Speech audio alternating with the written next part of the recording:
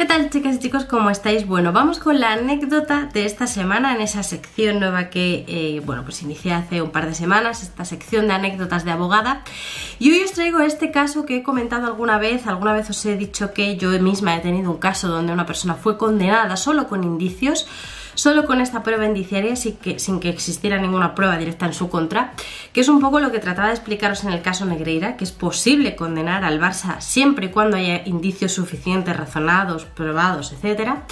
y que no hace falta una prueba directa, concreta, de que se ha pagado a los árbitros para que exista una condena. Hoy os traigo este caso, este ejemplo, donde se condenó a una persona solo con indicios, y es una de mis anécdotas de abogada. Así que venga,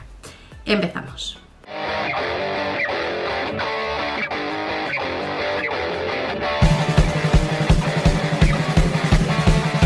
Bueno, pues sí, os pongo en situación. Una clienta me llama, me pide una cita para consultarme que esta señora tenía unas joyas en casa y en un momento dado contrata a una persona para que limpie en su casa, para que le ayude con la limpieza. Es una persona que trabaja solo unos meses, unos 3 o 4 meses creo recordar, y que solo va un par de días por semana, 1 o 2 días por semana, pero esta señora, que es mi clienta, se da cuenta de que unas joyas que ella tenía en su joyero desaparecen en esta época en la que esta mujer está limpiando en su casa. Ella, esta señora, vive con su hijo, viven los dos solos, el hijo tiene 20 y tantos años, y realmente cuando le pregunto qué pruebas puede aportar de esta acusación, porque ella no duda en que ha sido esta chica que ha metido a limpiar en su casa la que ha cogido esas joyas, la que ha robado esas joyas, claro, le pregunto de qué pruebas disponemos, qué pruebas tiene ella para realizar esta acusación, qué es lo que podemos utilizar para presentar esa denuncia, y ella me dice que realmente no tiene ninguna prueba directa de esto, no tiene ninguna prueba directa de que se ha cometido este delito, porque no hay testigos que la hayan visto exactamente cogiendo las joyas y guardándoselas en el bolsillo, no hay cámaras de seguridad, no tiene una grabación donde confiese que se ha llevado a cabo este delito, no hay ninguna prueba directa, pero hay ciertos indicios que llevan a pensar que ha sido ella. Presentamos la denuncia correspondiente por hurto, porque se lleva a cabo sin fuerza en las cosas, sin intimidación, sin violencia, y por tanto es un hurto, y solicitamos la tasación de estas joyas. Se lleva a cabo la tasación por parte del juzgado, que estima que el valor de las joyas eran cerca de 5.000 euros. Las joyas, como no aparecen ni siquiera para el proceso, lógicamente, pues la forma que tenemos de que se valoren esas joyas es aportando fotografías de la clienta donde se le ve con las joyas y donde un perito puede ver que a la vista de esas joyas las valora en tanto, ¿no? Las acaban valorando en 5.000 euros y presentamos como prueba lo que os he dicho, declaración de ella de que esas joyas desaparecen en el momento en que esta persona entra a limpiar en su casa, la declaración del hijo, que viene a declarar algo así como que en alguna ocasión ha visto una actitud sospechosa de esta chica que estaba limpiando, que por ejemplo tenía prohibido entrar en el dormitorio de su madre. Ella tenía prohibido entrar en el dormitorio de su madre porque ya una vez entró, le pillaron precisamente limpiando ese joyero y le dijeron: no vuelvas a entrar aquí, no queremos que entres aquí, tu función se limita a plancha y cocina, absolutamente nada más. Por lo tanto tenía prohibido entrar al dormitorio, y pese a eso el hijo la había visto varias veces entrando en ese dormitorio. Y luego contaban con una llamada telefónica que mi clienta grabó, donde ella reconoce que estuvo limpiando las joyas pero que nunca se las ha llevado, y que reconoce que lo único que se llevó en una ocasión fue un móvil que encontró en un cajón, un móvil ya viejo, antiguo, y que reconoce que se lo llevó, pero en ningún caso robó esas joyas y que nunca se las ha llevado a ninguna parte. Estas son las pruebas con las que en un primer momento contamos. Luego le pedimos al juzgado una prueba más, y es que pregunte a la Policía Nacional, porque cuando se roban unas joyas y esas joyas que son de oro se quieren vender, se quiere sacar un patrimonio a través de esas joyas, un beneficio económico, todos los puntos de compra-venta de oro te exigen el DNI para poder vender ese oro, para poder vender esas joyas. Por lo tanto, le pedimos al juzgado que pregunte a la Policía Nacional si alguien con los datos de la persona que sospechamos que se ha llevado esas joyas ha ido a algún puesto a vender ese oro. El juez nos dice que no es necesario, que no consideran que sea necesaria esa prueba, y se celebra el juicio únicamente con esto que os he dicho.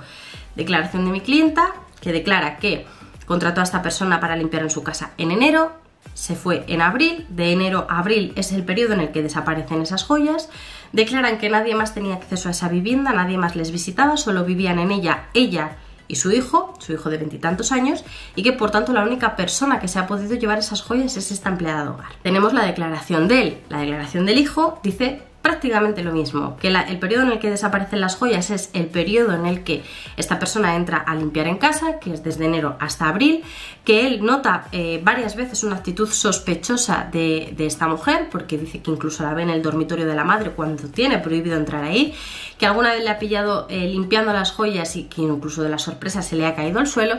y que ella sabía que tenía prohibido entrar ahí, pese a eso entraba. Por lo tanto, pues todo le lleva a pensar que fue ella, porque además nadie más les visitaba, nadie más vivía en la casa y era la única persona que tenía acceso a las joyas. Y luego tenemos esa tercera prueba, que es esa llamada de teléfono grabada donde esta mujer lo único que reconoce es haberse llevado un teléfono de un cajón, pero en ningún caso las joyas. Sí reconoce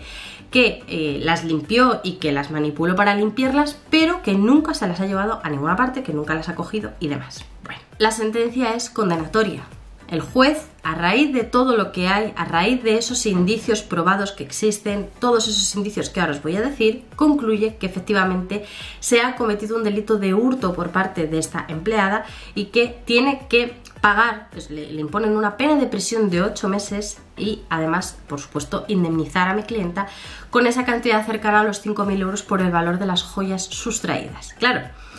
¿cómo es posible que sin una prueba sólida, sin una prueba directa, una prueba de que alguien haya visto que esa señora ha cogido esas joyas, una grabación de vídeo, un testigo directo que lo haya visto, cómo es posible que se le haya condenado a esta mujer a una pena de prisión de 8 meses y a indemnizar a mi clienta con esos 5.000 euros en concepto del valor de las joyas? ¿Cómo es posible? Porque realmente las pruebas son las que os he dicho, no había exactamente nada más, no había más prueba que pudiéramos aportar y pese a todo el tribunal llega al convencimiento de que es la única persona que ha podido robar estas joyas y que por tanto es culpable de ello. Vamos a ver los indicios porque no tienen desperdicios. Voy a enseñar lógicamente la sentencia tapando los datos personales de los clientes porque no puedo mostrarlos y tampoco viene al cuento, pero sí que vamos a ver el razonamiento que lleva a cabo el juzgado para emitir esta condena. Mirad, empieza aquí diciendo: sentado lo anterior y en segundo lugar, la comisión de dicho hecho delictivo por la acusada aparece suficientemente acreditada en el presente caso, si bien no a través de prueba directa alguna, sí a través de la concurrencia de prueba indiciaria de entidad suficiente para desvirtuar su presunción de inocencia. Esa presunción de inocencia de la que siempre hablamos, esa presunción de inocencia que todos tenemos, que es un derecho fundamental y que solo puede ser desvirtuada cuando realmente hay pruebas en nuestra contra. El tribunal, siguiendo evidentemente doctrina anterior, doctrina del Tribunal Supremo, del Tribunal Constitucional, doctrina que está ya asentada y que en este país es así, pues llega a la conclusión de que los indicios son suficientes para desvirtuar esa presunción de inocencia, para que esa presunción de inocencia caiga por completo y se acredite que efectivamente esta señora ha llevado a cabo este delito de hurto de estas joyas. Vamos a ver los indicios uno por uno porque hay 5 en total. El primer indicio lo constituye el hecho de que la acusada tuvo, sin duda, la posibilidad de acceso a las joyas debido a su condición de empleada de hogar. Tanto la mujer que la contrató como su hijo, al explicar las condiciones y circunstancias en las que la acusada desempeñaba sus tareas, afirmaron que tenía encomendada tareas de plancha y esporádicamente de limpieza de la cocina, tareas que realizaba mientras el hijo se encontraba en el domicilio, de manera que carecía de llave de la vivienda. Primer indicio probado para el tribunal: esta mujer tenía acceso a las joyas, sin ninguna duda. Segundo indicio. El segundo indicio viene integrado por el hecho, igualmente acreditado a través de las manifestaciones tanto del hijo como de la madre, que nadie más ajeno al entorno familiar formado por ambos accedía o visitaba la vivienda y en especial nadie lo hizo durante dicho periodo de tiempo. En el periodo de tiempo que esta mujer estuvo contratada, nadie más pudo acceder a esa vivienda y por tanto nadie más accedió a las joyas. Es un indicio probado, un indicio acreditado y que se suma al anterior para llegar a esa convicción del tribunal. Tercer indicio. Como tercer indicio aparece el hecho, acreditado a través de las manifestaciones del hijo, del comportamiento irregular que durante el periodo de tiempo en que trabajó en la vivienda observó que, si bien tenía prohibido el acceso a otras dependencias de la misma diferentes al salón y a la cocina, fue sorprendida en numerosas ocasiones en el dormitorio al que entraba, aprovechando que el hijo se encontraba en la ducha, relatando gráficamente dicho testigo en el acto del juicio cómo tal comportamiento le parecía ya desde antes de descubrirse la sustracción altamente sospechoso, de manera que intentaba sorprenderla saliendo rápidamente de la ducha, habiendo observado en varias ocasiones cómo accedía al dormitorio de su madre y cómo manipulaba las joyas, llegándosele a caer en una ocasión el joyero. Dicho extremo fue corroborado parcialmente por la acusada en el acto del juicio, quien reconoció que llegó a caérsele las joyas al suelo mientras las manipulaba para limpiar. Tercer indicio, la declaración del hijo. No la ve directamente a ella, no ve directamente a la acusada abrir el joyero, coger las joyas y guardárselas en el bolsillo, pero sí ve un comportamiento sospechoso, la ve entrar en el dormitorio de la madre a pesar de que lo tiene prohibido, e incluso la ve varias veces con el joyero y con las joyas, hasta que en una ocasión incluso se le llegan a caer, cosa que además es confirmada por la propia acusada, que lo reconoció en el juicio. Cuarto indicio viene integrado por la circunstancia de que las sustracciones en la vivienda se produjeron exclusivamente durante el periodo temporal en el que la acusada trabajó en la misma. Antes de que ella entrara a trabajar, las joyas estaban, y cuando ella finaliza su relación laboral, las joyas ya no están. No es que las joyas antes desaparecieran, en el momento en que ella empieza a trabajar, las joyas están ahí, y es un hecho incluso acreditado y confirmado por la propia acusada, que dice, sí, yo cuando entré a trabajar ahí las joyas estaban.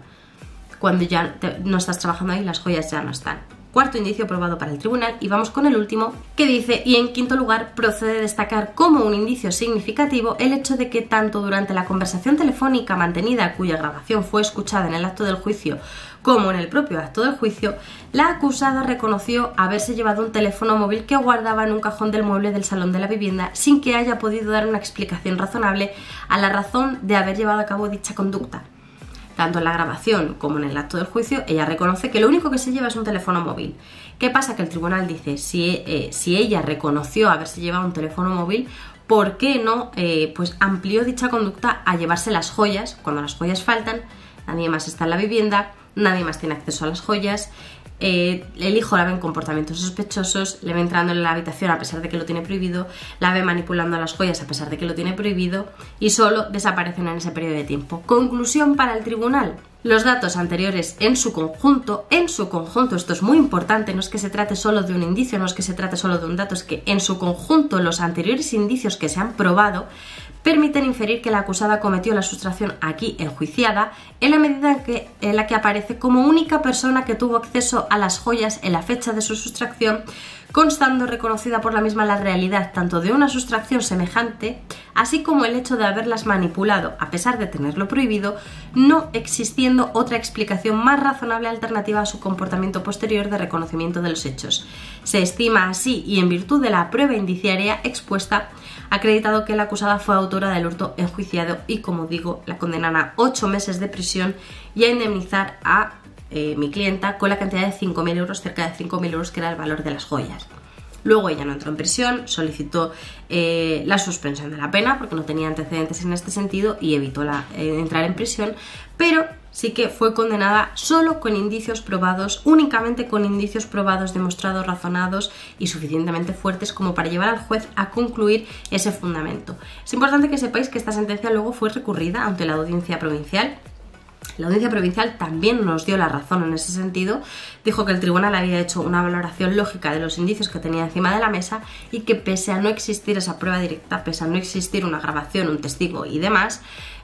todo el razonamiento y lo que había quedado acreditado en forma de indicios era suficiente para llegar a la conclusión de que había sido ella la que se había llevado las joyas. Es un ejemplo, es una anécdota que viví en primera persona, o sea, no en primera persona de que fuera yo la señora de las joyas, pero sí que llevé yo este caso y por tanto,